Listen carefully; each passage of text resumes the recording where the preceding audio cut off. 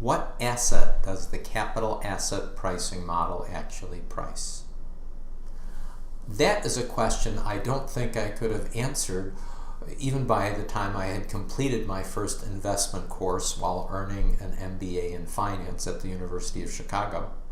Indeed, even after completing that degree, I don't think I would have been able to give a clear answer. And I don't mean by saying that to in any way, shape, or form malign the education I got at the U of C Business School. The professors there were top-notch. In fact, were I to have put the question to one of them in an after-class discussion, they would have been willing to engage, although their first response would likely have been to throw a question back in my direction, to force me to think about it, to draw out my understanding. And indeed, the answer to that question was presented as part of the overall presentation of modern finance theory, and CAPM in particular. It's just that the answer was not so obvious. Hi, I'm Doug Carroll for InsidersGuideToFinance.com with a video that will attempt to some extent, demystify CAPM. Because all too often, it gets sort of a mechanical presentation and indeed even interpretation, at least based on many conversations I've had over the years with people who are graduates of MBA programs. One of the things the professors at the U of C were very careful to include as part of their overall presentation were some cautionary warnings about too mechanical an application of these models. The good professors were very clear about indicating these were frameworks for analyzing market values. They were not prescriptive formulas that would in some way, shape, or form dictate what market prices had to actually be. The capital asset pricing model, or CAPM as it is often rendered, is probably one of the more famous, perhaps I should say infamous, models in modern finance theory. I doubt that there is anyone who has taken a finance course in an MBA program, and even at the undergraduate level, where they haven't encountered CAPM. There are many variations of the CAPM formula used for diverse purposes. We're going to consider a particular one that is oftentimes subject to misinterpretation, and that's the formula for calculating what is oftentimes, I think somewhat misleadingly, referred to as the expected return. So this variation of CAPM shows R sub E/S equals R sub F plus beta sub S times R sub EM minus R sub F. Or in words, the expected return on the stock equals the risk-free rate of return plus the stock's beta times the difference between the expected return on the market and the risk-free rate. Now, as I said, most of the time this formula is encountered, whether in presentations in business school or videos on YouTube. They'll typically refer to the left-hand side of the equation as the expected return on the stock. And again, descriptively, they'll say the expected return on the stock is equal to the risk-free rate plus beta times the difference between the expected return on the market and the risk-free rate, what is sometimes referred to as the extra normal return on the market. Now, the complication with referring to that as the expected return is that maybe it would be described as the expected return in equilibrium. And of course, that's a common assumption in economics, and of course finance is nothing more than applied economics, but of course we don't live in an equilibrium world. We live in a disequilibrium world. And in functioning markets, maybe the tendencies are for the various economic forces to be forcing values towards equilibrium. But the reality is we probably never get there. And indeed, this formula is the one that's used for determining what is known as the security market line.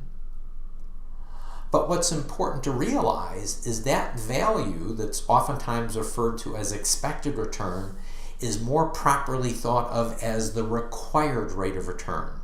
In other words, what return would one have to expect on some given asset to be fairly compensated for the amount of risk that one is being exposed to by investing in that asset. And naturally, when investing, you don't want to be simply fairly compensated, you'd like to be overcompensated. In other words, what you'd like to find are not assets whose expected returns equal that required rate. You're looking for securities whose expected returns exceed the return that would be simply fair compensation for the amount of risk you're being exposed to by investing in that asset. Now understand, expected return comes from completely outside of the CAPM framework. The expected return is going to be based on the investor's research and analytic efforts. And there's a wide range of possible sources of coming up with an expected return. But just to illustrate, so as to not leave it completely abstract, one possibility is to come up with an estimated return based on some earnings multiple. Now, what you see to my left is the standard formula for calculating the PE ratio, where the PE ratio is based on the market price of the stock divided by the earnings per share. And of course, since we're looking forward in time, that should be an expected earnings per share over, say, the next year. Now, of course, that's the formulation for calculating the PE ratio. But by an algebraic manipulation of that formula, note that we can re-express it as the expected price of the stock equals the PE ratio that you expect the market to be valuing the stock at, the earnings multiple that you'd expect the market to be valuing the stock at some forward point in time, times the expected earnings over the forward period from that time horizon. So by projecting the earnings multiple and the earnings per share over the subsequent time period, one could come up with a target price of the stock. Then by taking the difference between that target price and the current market price and dividing by the current market price, one could come up with an estimated return. And then by comparing that estimated return with the required rate of return coming out of CAPM, one can identify those stocks that seem to be offering more than fair compensation, that is an expected return higher than the required rate of return.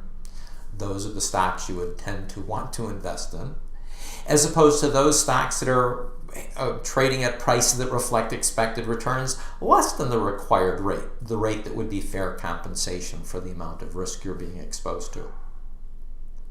So to answer the question I started the video with, what asset does the capital asset pricing model actually price? The answer is it doesn't price any asset. What the capital asset pricing model is actually pricing is risk, in a sense, because what it's telling you is what is the rate of return one has to earn to be fairly compensated for the amount of risk one is exposed to by investing in a particular asset. I hope you enjoyed this video.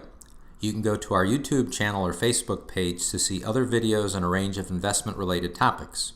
Or you can go to the website, insidersguidetofinance.com. At our website, in addition to the free video shorts, there are a series of modestly priced, in-depth training videos with running times of approximately 1 hour each that go into a number of subjects in greater detail. The website and Facebook page also contain information about open enrollment programs I will be presenting over the next few months and my recently released book, The Insider's Guide to Fixed Income Securities and Markets.